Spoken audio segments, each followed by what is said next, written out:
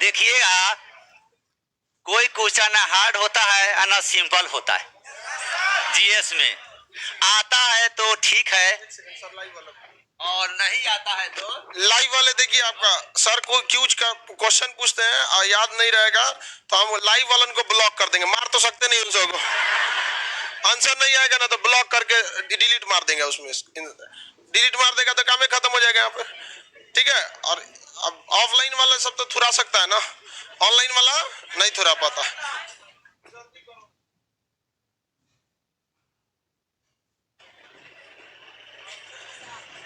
Option के साथ नहीं, यहाँ पर क्वेश्चन ऑप्शन कुछ नहीं। क्वेश्चन का 2 लेवल होगा, एक मीडियम एक हार्ड, फर्स्ट गियर और टॉप गियर, एक फर्स्ट गियर एक टॉप गियर। तो सर दोनों में से क्वेश्चन पूछेंगे और लाइव वाले में से अगर आंसर नहीं आया पूरा डिलीट मार के उसको भगा देना है।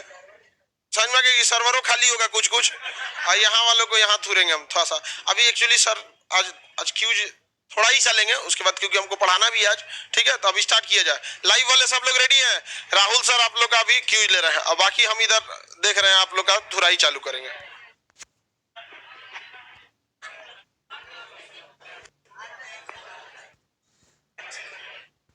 क्या करे, थुराई से बचाया जाए।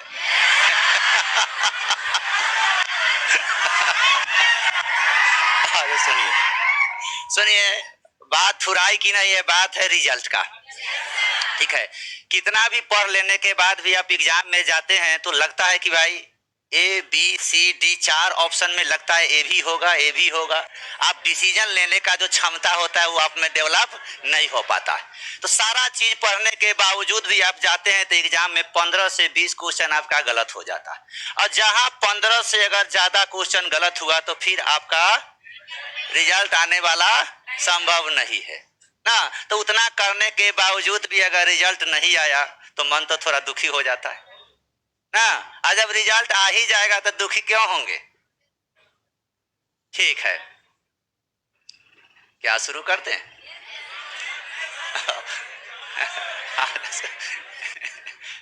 सिंपल क्वेश्चन रहेगा, हार्ड नहीं रहेगा ना। तो देखिएगा, हाँ हाँ, आप बताइए एक ऐसा राज्य का नाम बताए जो वर्तमान में वो केंद्र शासित प्रदेश का दर्जा मिला है। सही है, जम्मू कश्मीर आपका पहले राज्य था, अब वर्तमान में आपका क्या हो गया है, केंद्र शासित प्रदेश। तो ऐसा केंद्र शासित प्रदेश था जिसको वर्तमान में एक कर दिया गया है। सही है, दादर एवं नगर हवेली एवं दमन एवं दीव, ये दोनों अलग अलग जो आपका केंद्र शासित प्रदेश था वर्तमान में उसको क्या कर दिया गया है, एक कर दिया गया है। तो अब वर्तमान में आप बताइए केंद्र शासित प्रदेश की संख्या कितनी हो गई है, तो आपको 8 ना। कितना आपको? 8। ठीक है, लेकिन आप बताइए जम्मू कश्मीर और लद्दाख को जो केंद्र शासित प्रदेश का जो मान्यता मिला वो किस अनुच्छेद के अंतर्गत? नहीं, थोड़ा ध्यान रखिएगा। 370 आप पढ़े होंगे, उसके बाद 239 के क पढ़े और 239 पढ़े ना, यही ना। तो देखिएगा पहले जम्मू कश्मीर में विशेष राज्य का दर्जा कौन सा अनुच्छेद कहता था, आपका 370। अब वर्तमान में जो जम्मू कश्मीर को जो केंद्र शासित प्रदेश का जो दर्जा दिया गया वह कौन सा अनुच्छेद कहता है, और लद्दाख को जो केंद्र शासित प्रदेश का जो दर्जा दिया गया वह कौन सा अनुच्छेद कहता है, अनुच्छेद 239। तो देख लेंगे 370, 239 और 239 के क, ये तीनों। ओ अच्छा।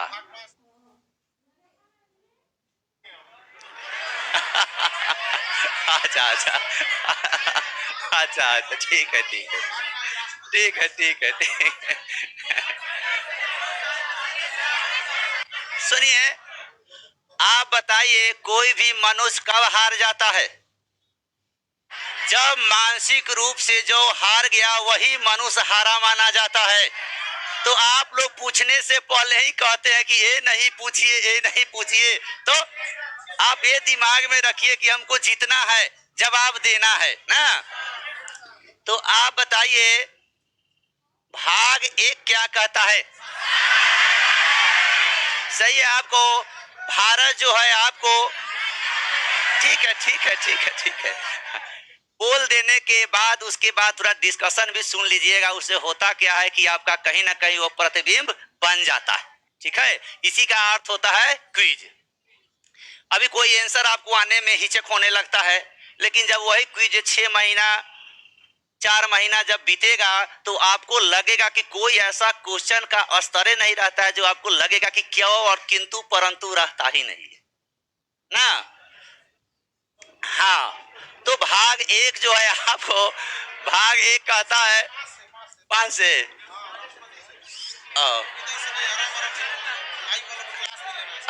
अच्छा 15 मिनट। अच्छा, सुप्रीम कोर्ट, आप बताइए पहले भारत का उस शहर का नाम बताए जहां सुप्रीम कोर्ट थी। सही है आपको? कलकत्ता। भले अभी वर्तमान में सुप्रीम कोर्ट तो जरूर आपको दिल्ली में है, लेकिन पहले आपको सुप्रीम कोर्ट कहाँ? आपको कलकत्ता। तो आप बताइए किस एक्ट के द्वारा, हाँ, 1773 का जो बोल कर चुप जाना है, ठीक है, हाँ, बोल कर चुप जाना है। हाँ, तो आपको रेगुलेटिंग एक्ट 1773 के द्वारा आपको कलकत्ता को सुप्रीम कोर्ट का आपको गठन किया गया। लेकिन कलकत्ता सुप्रीम कोर्ट बना कब? ठीक है, आपको थोड़ा देखिएगा, देख लीजिएगा। हाँ, थोड़ा ध्यान रखना है। कहेगा किस एक्ट के द्वारा कलकत्ता को सुप्रीम कोर्ट का, तो एक्ट की बात अगर कहेगा तो क्या एक्ट यानी अधिनियम, कानून आया कब? 1773 का एक्ट। जबकि कलकत्ता सुप्रीम कोर्ट बना कब? ये आपको 1774। तो ध्यान रखना है कि एक्ट पूछ रहा है कि ईस्वी पूछ रहा है, ठीक। लेकिन उस समय जैसे अभी वर्तमान में दिल्ली सुप्रीम कोर्ट और हाई कोर्ट दोनों है, वैसे ही उस समय आपको कलकत्ता सुप्रीम कोर्ट और हाई कोर्ट दोनों था। भले आपको सुप्रीम कोर्ट कलकत्ता 1774 में तो जरूर बना, लेकिन वहां हाई कोर्ट की व्यवस्था कब की गई थी? 1862 में। उस समय 3 जो है हाई कोर्ट का 1862 में किया गया, एक कलकत्ता, उसके बाद आपको मुंबई और तीसरा आपका चेन्नई।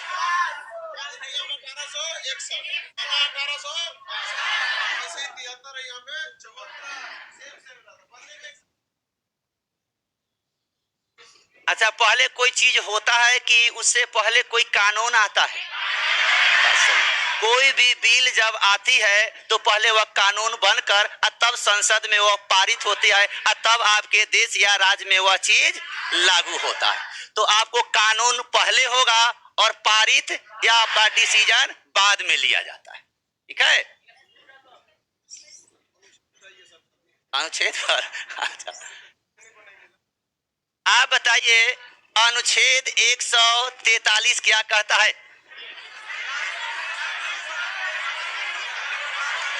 सही है, आपको ध्यान रखिएगा। हाँ, ठीक है, भारत का जो राष्ट्रपति है, भारत का जो राष्ट्रपति है वह आपको सुप्रीम कोर्ट के मुख्य न्यायाधीश से सलाह मांग सकता है। लेकिन ध्यान रखिए, भले सलाह तो जरूर मांग सकते हैं, लेकिन न यह मानने के लिए बात है और न आपको स्वीकृति देने के लिए बात है। यह कौन सा अनुच्छेद कहता है? अनुच्छेद 143। देखिएगा, बाबरी मस्जिद का जो बात आपको अयोध्या वाला, उसमें आपको जो राष्ट्रपति है वह किसी तरह का सुप्रीम कोर्ट डिसीजन नहीं दे पाया था। तो न यह देने के लिए बात है और न वह मानने के लिए बात है। यही 100 अनुच्छेद 143 कहता है। न्यायिक पूर्वलोकन, न्यायिक पूर्वलोकन जो कहेंगे आपको, किसी तरह का अगर डिसीजन दे दिया गया है और बाद में पता चलता है कि यह कानून सक्षम नहीं है, तो उसमें जो हम लोग परिवर्तन करते हैं वह कौन सा अनुच्छेद कहता है? अनुच्छेद 133। यही अनुच्छेद 137 क्या कहलाता है? तो न्यायिक पूर्वलोकन। यह व्यवस्था भारत किस देश से लिया? न्यायिक पूर्वलोकन अमेरिका से। ध्यान रखिएगा, विधि द्वारा स्थापित प्रक्रिया जापान से लिया गया, जबकि विधि निर्माण प्रक्रिया इंग्लैंड से, जबकि न्यायिक पूर्वलोकन की बात कहेंगे तो आपको अमेरिका से।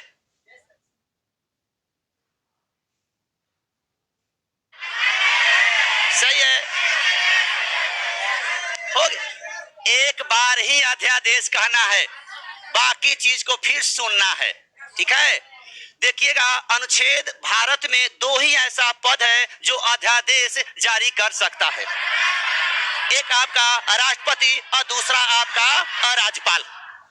तो अध्यादेश होता क्या है? अगर संसद की कार्रवाई नहीं चल रही होती है और उस समय कोई अगर बिल पारित करना रहता है तो क्या लाया जाता है?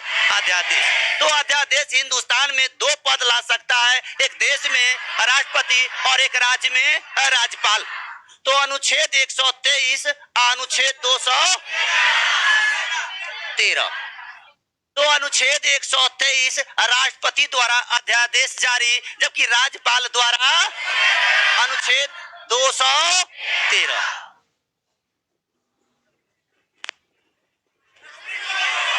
सही है आपको? सही है। भारत का एक सुप्रीम कोर्ट होगा। यह कौन सा अनुच्छेद कहता है? अनुच्छेद 124 कहता है, किसी भी देश में भले उसका नाम सुप्रीम कोर्ट न हो, लेकिन वहां का जो सर्वोच्च जो होता है, आपको कानून का जो अंतिम संरक्षण जो करने वाला होता है, वह वहां का एक क्या होता है? जैसे भारत में क्या है? Supreme court. वह भारत का अंतिम न्यायालय होता है। जैसे कोई केस अगर जिला सेशन कोर्ट में है तो वह अपने वरीय के पास भेजेगा और उससे सोल्व नहीं होगा तो किस में आएगा? हाई कोर्ट में। हाई कोर्ट से अगर नहीं सोल्व होगा तो कहा जाएगा? Supreme court. यानी हिंदुस्तान में सुप्रीम कोर्ट जो भी न्याय दे देगा, हिंदुस्तान में वह क्या होगा? मान्य होगा। यानी अंतिम न्यायालय कौन? Supreme court. तो भारत का एक सुप्रीम कोर्ट होगा। यह कौन सा अनुच्छेद कहता है? अनुच्छेद 124।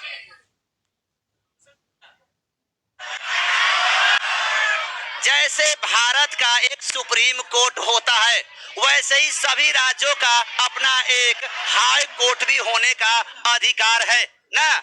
तो यह कौन सा अनुच्छेद कहता है? अनुच्छेद 214। यह राज्य का हाई कोर्ट के बारे में, और वैसे ही यह देश के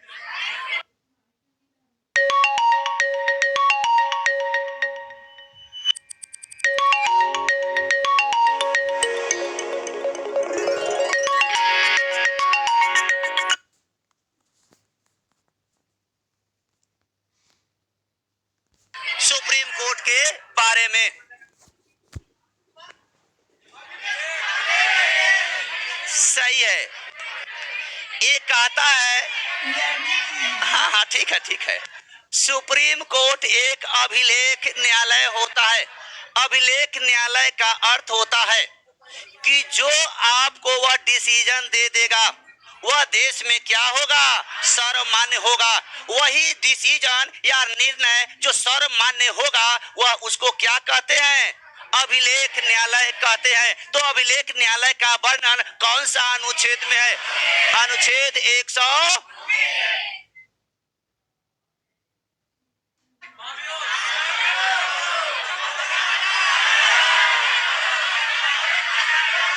सही है आपको। एक आपका देखिएगा, महाभियोग क्या होता है? महाभियोग जो है आपको क्या है? अनुच्छेद 61, जबकि 72 क्या कहता है? सही है। ध्यान रखिएगा, महाभियोग जो होता है यह जो राष्ट्रपति का हटाने की एक प्रक्रिया या विधि का नाम है। अगर देश में संविधान का अगर उल्लंघन कर रहे होते हैं अगर राष्ट्रपति ना, तो उनको अगर हटाना होगा तो कहेंगे कि प्लीज हट जाइए। नहीं, ये जो है आपका क्या है, आपको ये अनुच्छेद 61 जो है वह प्रक्रिया है महाभियोग का। जो दो सदन होता है संसद में, एक लोकसभा और दूसरा राज्यसभा, ये दोनों में आपका 2-2 तिहाई बहुमत से पारित किया जाता है और पारित करने के बाद फिर उसका जांच किया जाता है कि सही में यह ठीक है कि नहीं है। उसके बाद राष्ट्रपति को हटाया जाएगा। लेकिन ये सौभाग्य कहिए कि आज तक हिंदुस्तान में एक बार भी किसी भी राष्ट्रपति पर महाभियोग नहीं लाया गया। तो ये महाभियोग, अब आएंगे हम लोग 72 और 161 देख लेंगे। हाँ, क्षमादान की अगर बात हो तो देश में आपका 2 ही व्यक्ति का क्षमादान का अधिकार है। एक आपका देश में राष्ट्रपति और दूसरा राज्य में राज्यपाल। लेकिन थोड़ा दोनों में थोड़ा अंतर है, ध्यान देखेंगे। ये जो है आपको किसी भी व्यक्ति को अगर सजा कम करना हो या ज्यादा करना हो वो भी आएगा इसमें। और किसी को मृत्यु दंड ना, मृत्यु दंड को भी अगर उम्र कैद में बदलना हो या उसको अगर माफ करना हो ना, तो ये आपका ये भी किस में 72 में। लेकिन ध्यान रखना है थोड़ा अनुच्छेद 161 में अंतर है। भले क्षमादान तो जरूर करेंगे, यानी सजा को बढ़ाने और घटाने का काम तो जरूर राज्यपाल भी करेंगे, लेकिन किसी को फांसी से मुक्ति देना राज्यपाल का काम नहीं है। यानी सजा जो है आपको दोनों कम और अधिक कर सकते हैं, जबकि फांसी का सजा से मुक्ति राष्ट्रपति में होगा और राज्यपाल में नहीं। तो ध्यान रखेंगे। अच्छा ठीक, हाँ हाँ हाँ,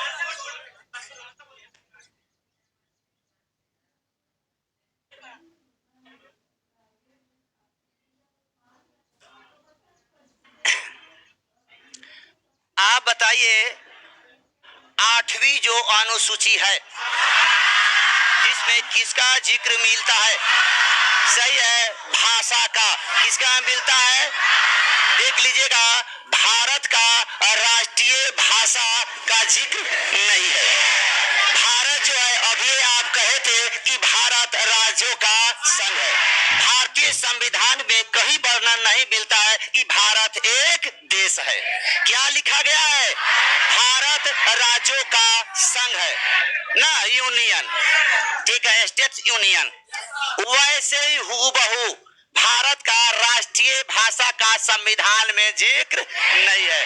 भारत में राष्ट्रीय भाषा के जगह पर किस शब्द का जिक्र है? राजभाषा। यानी भारत का राजभाषा हिंदी और लिपि क्या होगी? देवनागरी। भारत का राजभाषा हिंदी और लिपि आपको देवनागरी। जो कौन सा अनुच्छेद में जिक्र है? अनुच्छेद 343। कौन कहता है? अनुच्छेद 343। थोड़ा हम लोग जहां थे वहीं आएंगे। हाँ, तो 8वीं अनुसूची का जो भाषा का जो जिक्र है, जो भाषा जो मान्यता प्राप्त है, अभी वर्तमान में कितना, जो भाषा का जो जिक्र है, जो मान्यता प्राप्त भाषा का जो जिक्र है आपको, वह कौन सा अनुसूची में है? तो 8वीं अनुसूची में। तो अब देखेंगे, लेकिन मूल संविधान में कितना अनुसूची, अब देखना है कि 14 से 22 कैसे हो गया ना।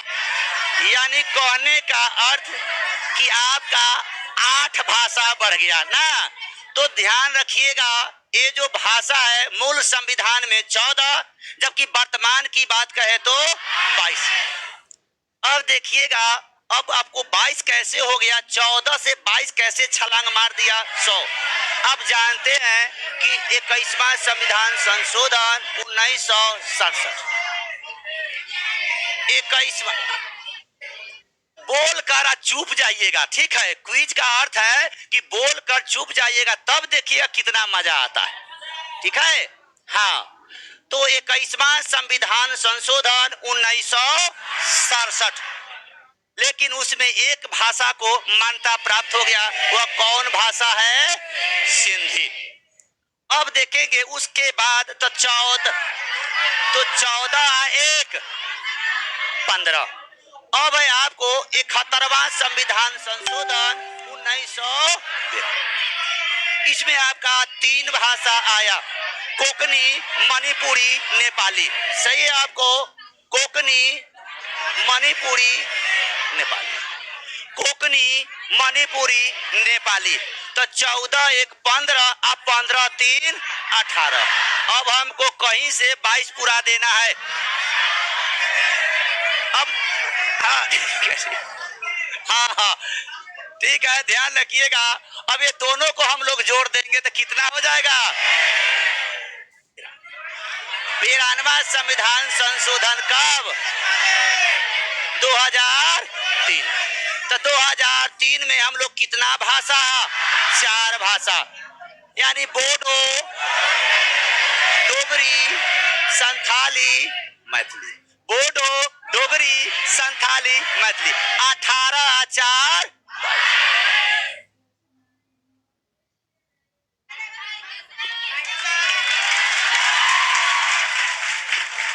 ठीक है। लाइव वाले सब लोग देखिए, क्यूज आप लोग का देखिए, बात समझिए। अच्छा, अंधेरा टाइप का क्यों हो गया जी? कि हमारा आँखियाँ खराब हो गया? अच्छा, हम बाहर से आए, बारवा धूप में थे, हमको लगा उम्र हो गया ना, तो कॉन्फिडेंस नहीं रह जाता है, आँख का नो हड्डी उड्डी सब टेढ़ हो जाता है। अब सर कह रहे थे कि देखो 18 भाषा होगी, अब कैसे 22 पूरा दो। इतना खचरा है लड़का इधर, नक्शा के क्लास में 22 भाषा याद कराए थे। कह रहा है कि सर बोले क्या? कि हम बोले सर आप गिन लीजिए। कम से कम टीचर और विद्यार्थी में दे। लेकिन हाँ, ये अच्छा लगता है कि पढ़ने के बाद आपका जो कॉन्फिडेंस होता है वो अच्छा होता है। दूसरा देखिए, हमेशा एक चीज ध्यान रखिएगा कि जो पढ़ाया है यदि वही परीक्षा लेगा तो आपके अंदर परीक्षा वाली फीलिंग नहीं आएगी। समझ रहे हैं कि नहीं? तो आपके लिए पढ़ा दिए हम, और सर क्यूज ले लिए, और हमको एक चीज से हमेशा से बता रहे हैं, किताब देख के पढ़ाने वाले लोग हम हमेशा से जगह है कि थोड़ा सा हम उनको कहते हैं मत देखें ना, पढ़ाते समय हम आपका किताब देखें ना, सर पूछते समय किताब देखें, ठीक है। बाकी आप लोग को हर चीज बताया गया है कि नहीं बताया गया? बताया गया ना। अब ऐसे किसी को अब जान में क्या कह रहा है ये? अच्छा, बच गया यहाँ पे। तो हम ब्लॉक मारने के चक्कर में थे तुम लोग को, वो डरा हुआ था कि अब जान में जाना है, बच गए हम, न तो बेचारा डरा हुआ था कि हमें ब्लॉक मारा दे। हाँ, चलिए, ऐसे आप लोग हमेशा रिवाइज करते रहिएगा। उसको छोड़ना रे बबुआ, वहां से कोई उसका स्विच होगा, बीच क्लास में छोड़ दो उसको, गड़बड़ हो गया पंखा। तो अभी क्या है ना बाबू, आप लोग का अभी जैसे पॉलिटी खत्म हुआ है तो केवल पॉलिटी का अभी आपका 1 हफ्ता क्यूज हो जाएगा। अभी हम पढ़ाएंगे, अभी आपका इंटरनेशनल रिलेशन जो बचा है 1 हफ्ता पहले इसका क्यूज हो जाएगा, फिर एक प्रॉपर बैच क्यूज का रहेगा, उसमें हर सब्जेक्ट का आपका क्यूज होगा। और इस तरह से नहीं जिस तरह से आप क्यूज करके टाइम पास कर लेते हैं, हर सब्जेक्ट का मिसलेनियस होगा। वहां पे एग्जाम में कैसे आता है, बता के आता है, कौन सब्जेक्ट से कितना देगा कोई पता नहीं रहता। तो क्यूज करते रहेगा। आपका जब सिलेबस खत्म होगा ना तो एक समय ऐसा आएगा कि आपको डरे नहीं लगेगा। एग्जाम मतलब ऐसा हो जाएगा कि टेंशन ही नहीं। एग्जाम हॉल में ऐसे जाएंगे जैसे लगेगा ससुराल जा रहा है। कैसा जी? ठीक है, तब अब आगे इंटरनेशनल रिलेशन क्लास लिया जाए। अब आगे के क्लास में आपको फिर हम आपको जो इंटरनेशनल रिलेशन बचा रहेगा वो, और फिर सर थोड़ा सा क्या करेंगे, क्यूज लेते लेते उसका ओवरऑल क्यूज करना है कि नहीं? बहुत बढ़िया सर जी। हाँ चलो भाई, लाइव वाला देखो, तुम लोग के लिए आदमी कितना सोचता है। यहाँ लोग सिलेबस खत्म करने के लिए सोचते रहता है। ठीक है सर, तब हम क्लास ले लेते हैं। हाँ।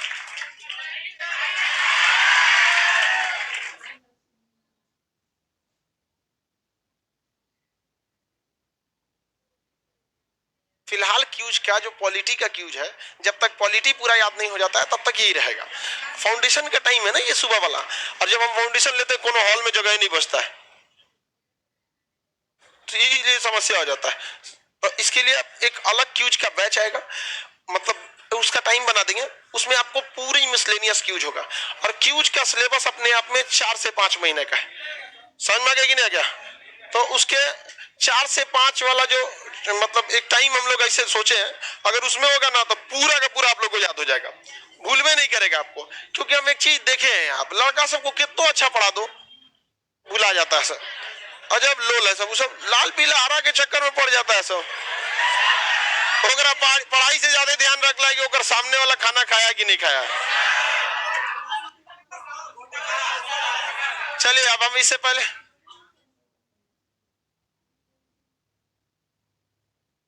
सर फी भी, अरे यार तुम मेरे यहाँ आके अगर फी के बारे में सोच रहे हो, कभी और कहीं जाके मुलाकात करो। हाँ क्या जी? अरे तुम कभी फी हम लोग का कौन मर ज्यादा रहता है, समझ में आया कि नहीं आ गया? लेकिन बस ज्यादा हम लोग कभी भी शिक्षा को हम लोग व्यवसाय ही नहीं बनाए लोग, समझ में आ गया कि नहीं आ गया? बहुत से बहुत मैक्सिमम 100-200 के बीच में रहता है। अब भाई कोई भी आपको क्लास ले रहा है तो कुछ ना कुछ उसको भी देना पड़ेगा कि।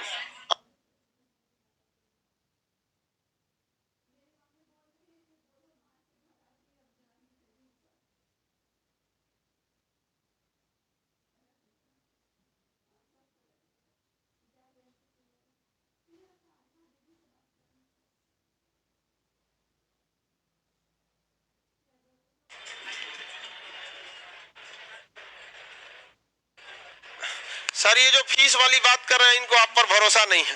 नहीं बाबू ऐसा नहीं, उनको हम पे भरोसा है, लेकिन बेचारे इतने ठोकर खा गए हैं कि उनको जल्दी किसी पे विश्वास नहीं होगा। जाने के बाद बहुत ज्यादा फीस उस लेने के बाद भी उसको वो नहीं हो पाता। अभी आप लोग को कहते हैं कि कहीं अब आप लोग को कोई फ्रीओ में पॉलिटी पढ़ाएगा तो पढ़ेंगे, तो फीस से ज्यादा मायने रखता है आपका टाइमिंग। कहीं से कोई पूछे, बहुत अच्छा लगा कि आप रेंडम भी जवाब दिए, आप लोग भी जवाब दे रही थी, हम खामखा में बकलोल समझ रहे थे। हाँ होशियार है सब यहाँ पे। चलिए अब आगे देखते हैं हम लोग इंटरनेशनल रिलेशन। अब आप लोग देखिए, आप सब लोग के लिए हर बैच आ जाएगा, हर एक चीज का बैच आ जाएगा। अब बहुत जल्दी रीजनिंग और मैथ का एडवांस भी, मैथ एडवांस भी आ रहा है शाम को बहुत जल्दी। हाँ वो वाला तो वर्षगांठ के समय घोषणा करेंगे। इंग्लिश और रीजनिंग वगैरह सब चीज का बैच आएगा, और आप लोग को अब टेंशन ही नहीं होगा। यहाँ पे घर द्वार से आइए, आराम से पढ़िए, टेस्ट मारिए, रिवीजन करिए, क्यूज कीजिए, डिस्कस कीजिए, सब चीज का कर देंगे। आप हम तो सोचे थे डिस्कशन के लिए भी एक क्लासरूम बनाने के लिए, लेकिन यही यस सर करते हैं सब। कहाँ हटेगा सब इतना, गांधी मैदान में हटेगा। तो उसमें क्या है ना, बेलगाम घोड़ा की तरह तुम लोग डिस्कस करने लगता है। ऐसे सर रहेंगे तो अपना अच्छा से क्यूज कराते रहेंगे, बोलते रहेंगे। जब सर बोले तो सुनिए, और जो चीज बोले तो उसको एक बार क्या कीजिए, सुना कीजिए। यहाँ पर सर क्या बोल रहे हैं, बोलने के बाद क्या होगा, चुप है, उसके बाद क्या कर लीजिए, सुन लीजिए। वर्षगांठ कब है, आगे देखिए।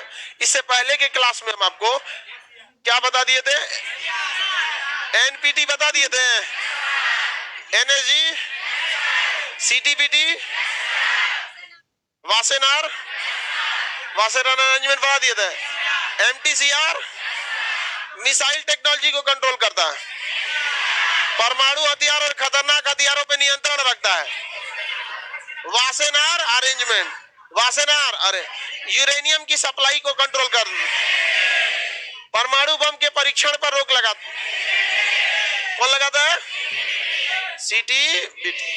सीटीबीटी लगाता है, और नाभिकीय प्रसार को रोकता है, एनपीटी। क्या भारत ने एनपीटी पे साइन किया है, सीटीबीटी पे साइन किया है, एनएसजी का सदस्य है, वासेनान का है, एमटीसीआर का है। सबसे इसमें जरूरी था एमटीसीआर, उसके हम लोग क्या हो गए, सदस्य बन चुके। अब अगला आता है NATO, North Atlantic Treaty Organization, North Atlantic Treaty Organization. इसकी स्थापना 1949 में, 1949। इसमें कई सदस्य बढ़ते घटते रहते हैं, वर्तमान में 30 सदस्य हैं। वर्तमान में कितने हैं? 30। उत्तरी मैसिडोनिया इसका सबसे नवीनतम सदस्य है। अभी इसका 31 के चक्कर में यूक्रेन का हालत खराब हो गया है। यूक्रेन 31 बनाने के चक्कर में अपने आधा हो गया है। यूक्रेन इसका क्या बनना चाहता, सदस्य बना। तो पहले जो तथ्यात्मक चीजें थी वो आप समझ जाए कि नाटो का फुल फॉर्म होता है North Atlantic Treaty Organization. North Atlantic Treaty organisation.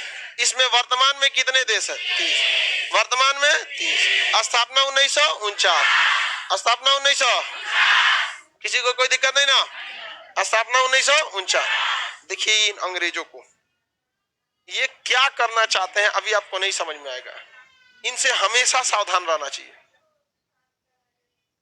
छीलल मुर्गा कभी अपना नहीं होगा। आया तो नहीं जॉनसन बेबी।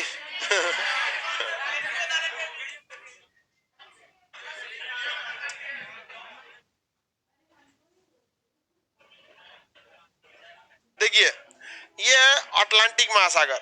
तो ये आपका दक्षिणी अटलांटिक, ये है उत्तरी अटलांटिक। इतना होशियारी से 1949 में इसकी स्थापना किया गया कि उत्तरी अटलांटिक से सटे देशों का ये क्या होगा, अपना सैन्य संगठन होगा, ताकि वो यूएसएसआर को क्या कर सके, काउंटर कर सके। यूएसएसआर उस समय 15 देशों का अपना क्या था, संगठन था। समझ में आ गया कि नहीं आ गया? किसी को दिक्कत? बाद में धीरे धीरे इन लोगों ने कितने देशों को जोड़ लिया? 30 देश। अभी यूएसए, कनाडा, अमेरिका, ब्रिटेन,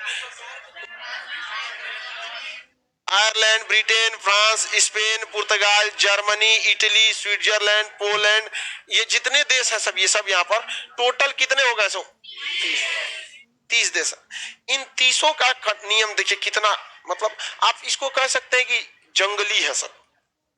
30 कहते हैं सब कि हमें दुनिया में क्या हो रहा है इससे खास मतलब नहीं है, लेकिन अगर हम 30 पे अगर किसी एक बाहरी ने मारा ना तो हम 30 मिलके मारेंगे।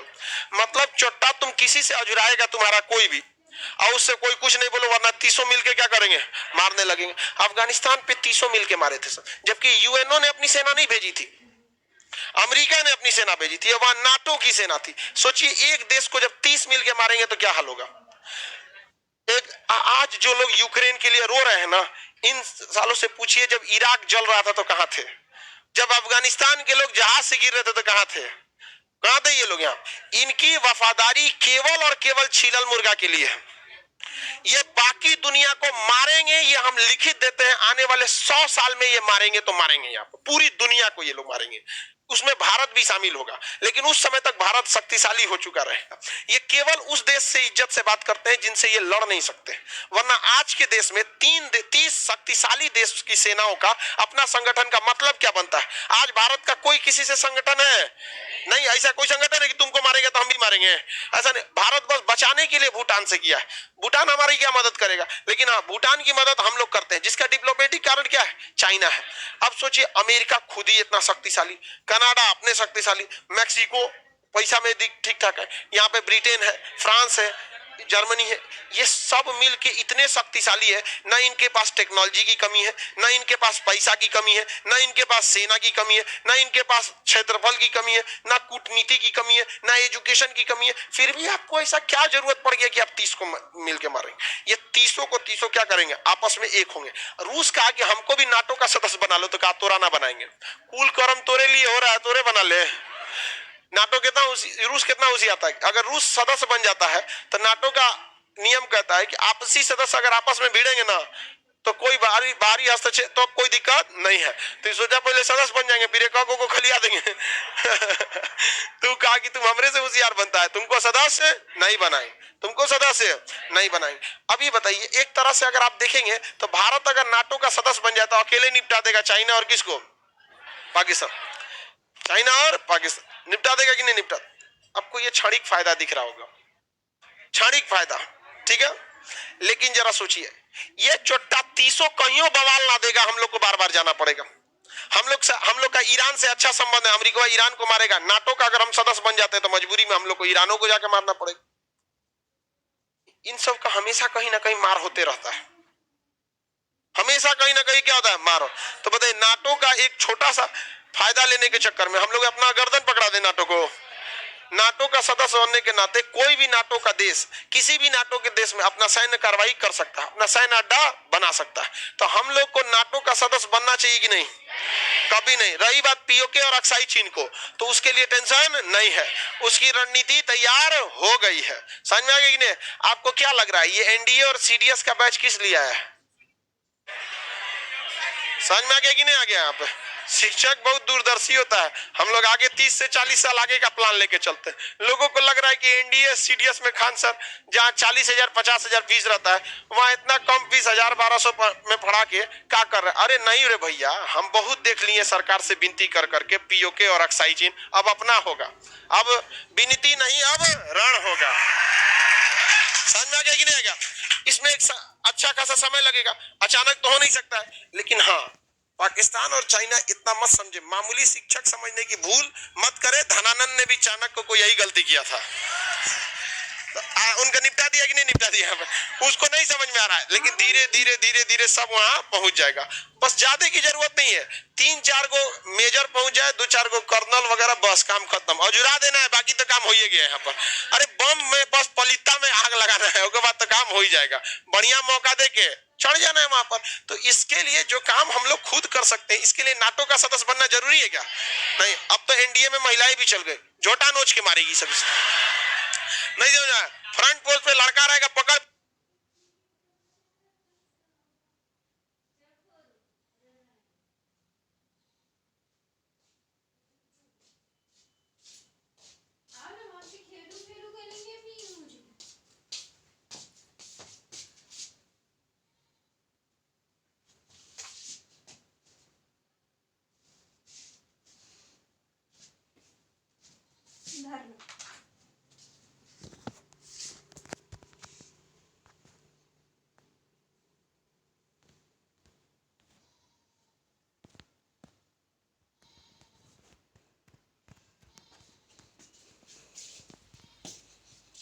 नट्टो फिर क्या बचता?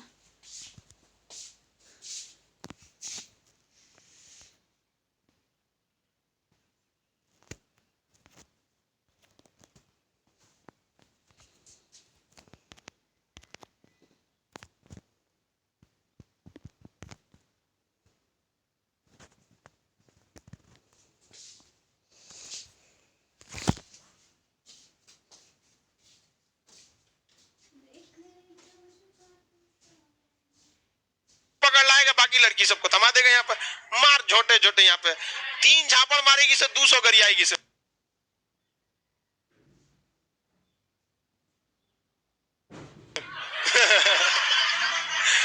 लड़का गाली देता है, लड़की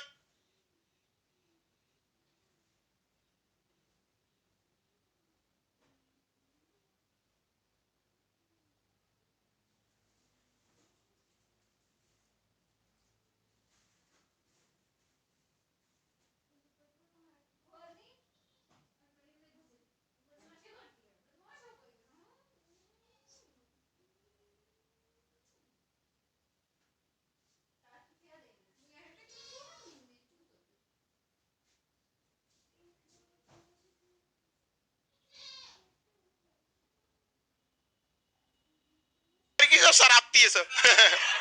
ये तो रखिया भड़क जी तो रे चोटा कहीं।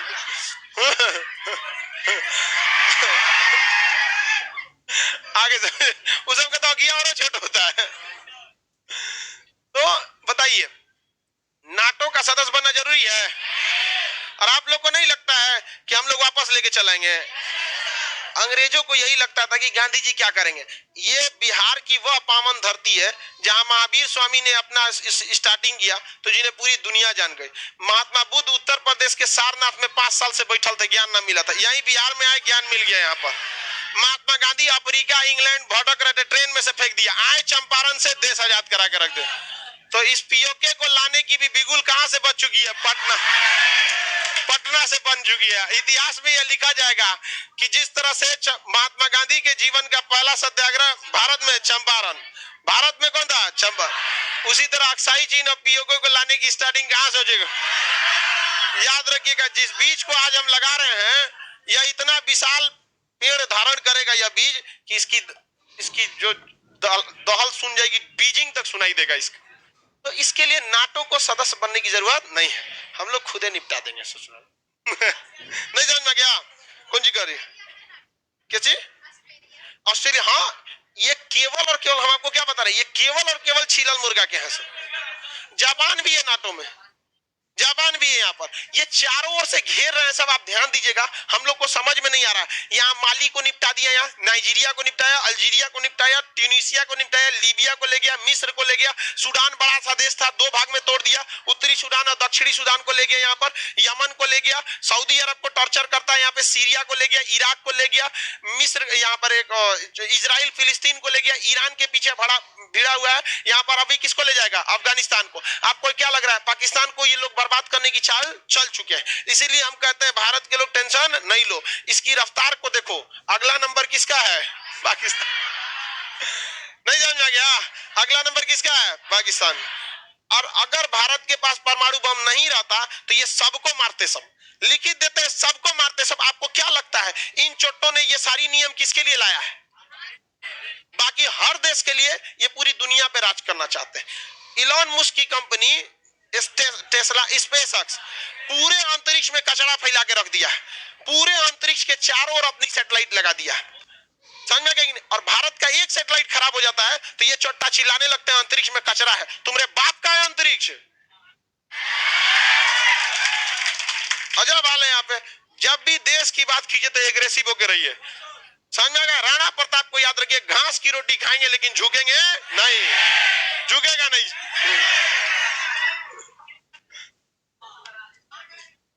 आगे बढ़ जाएं, किसी को कोई दिक्कत नहीं। तो नाटो बहुत बड़का एक मकर जाल है, वरना आज के वक्त में देखिए नाटो की जरूरत क्या है? कोई जरूरत है नाटो की?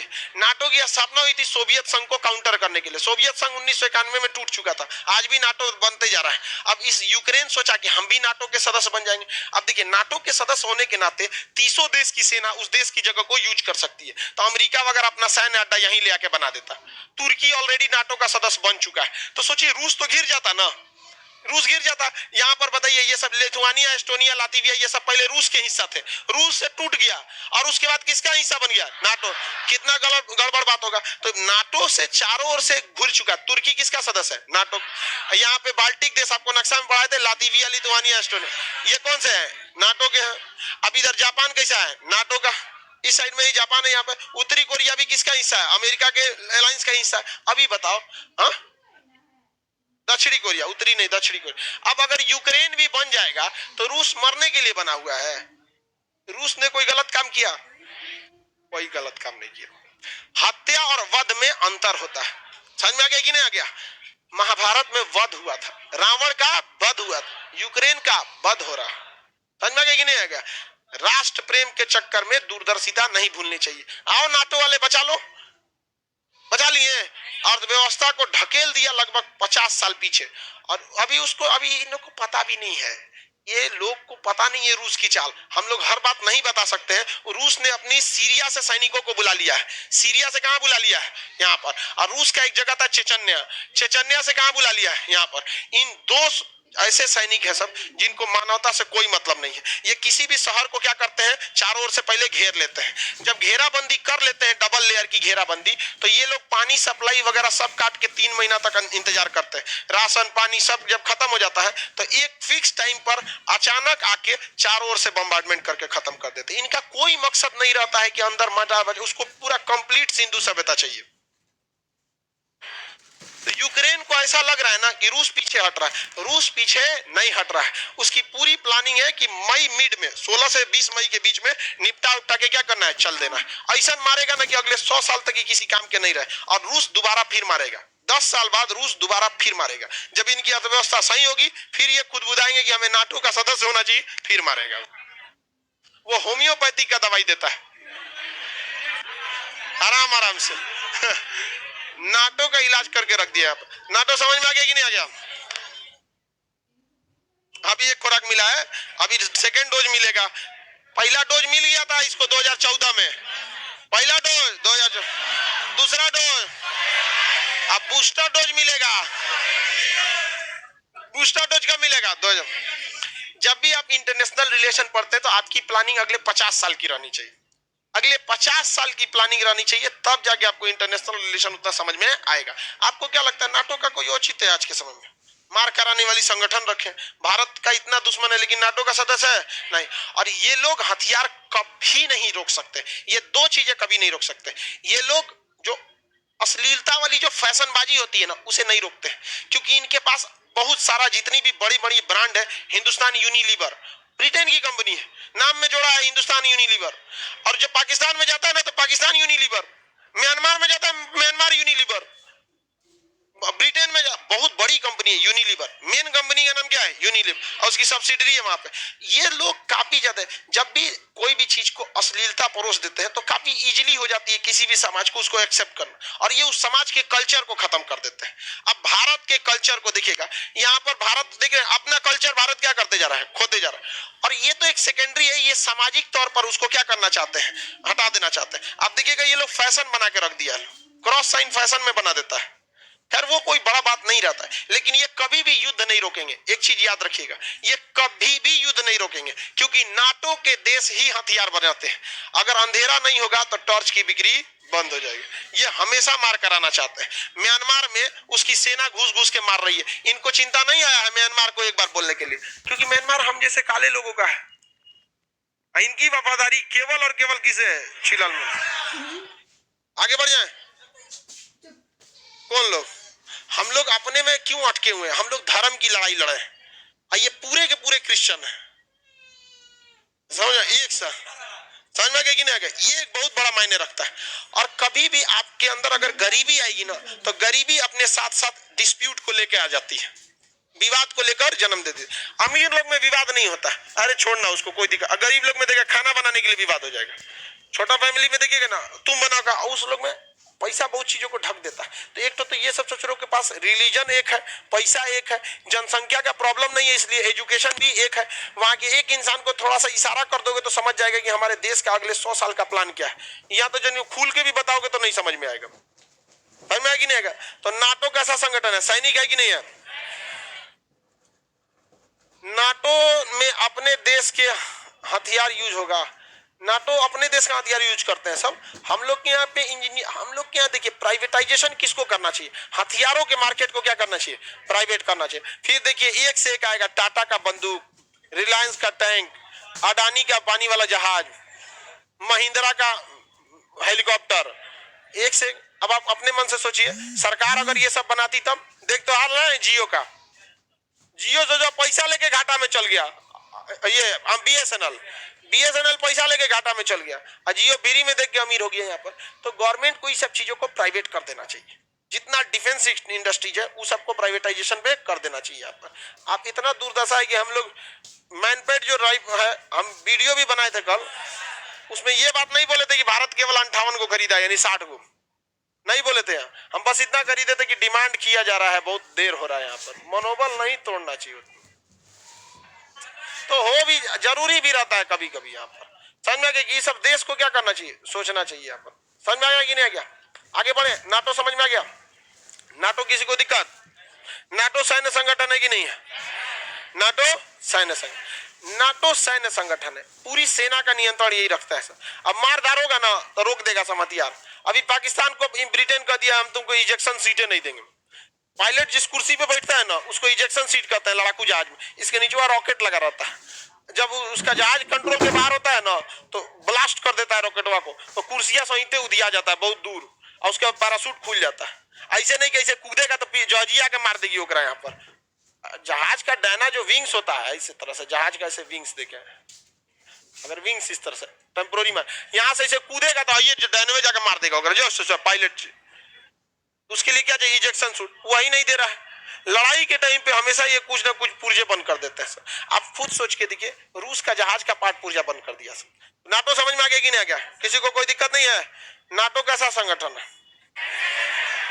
अब सुनो सूचना बाबू सर, आप अपना ख्याल रखिए, चीन से सुरक्षित रहिए।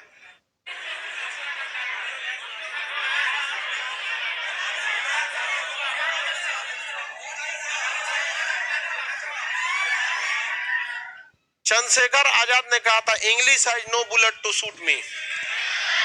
अंग्रेजों के पास ऐसी कोई गोली नहीं जो मुझे मार सके। हम बोलते हैं Chinese has no bullet to shoot me.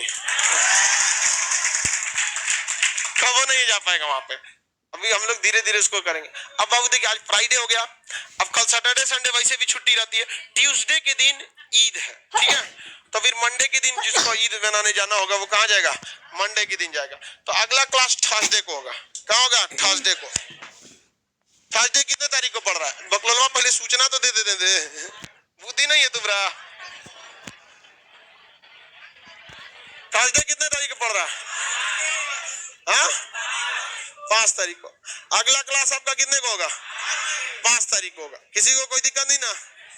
Next class 5 मई को होगा। किसी को कोई दिक्कत नहीं ना?